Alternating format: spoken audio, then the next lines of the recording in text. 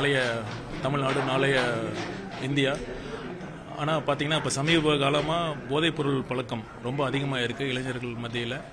இது ரொம்ப ஒரு கவலை தரக்கூடிய விஷயமா இருக்குது.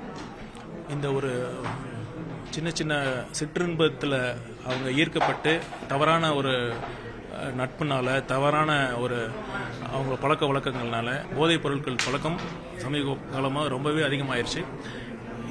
இதற்காக ஒரு விழிப்புணர்வை ஏற்படுத்துறதுக்காக நியூஸ் 18 தமிழ்நாடு ஒரு மராத்தான் ஆர்கனைஸ் பண்ணுறதா அழைப்பு சொன்னீங்க. ரொம்ப நல்ல விஷயம், பண்ணுங்க.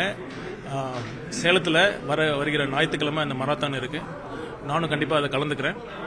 கண்டிப்பாக மக்கள் சேலமும் அதன் சுற்றி இருக்கிற பகுதியில் இருக்கிற இளைஞர்கள் இந்த போதைக்கு எதிரான விழிப்புணர்வு மராத்தானில் நீங்களும் கலந்துக்குங்க.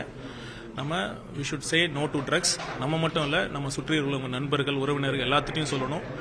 இந்த போதைப் பொருட்கள்லாம் இது ஒரு டெம்பரரி ப்ளஷர் தான். தலைவர் சொல்கிற மாதிரி we should say no to temporary pleasure.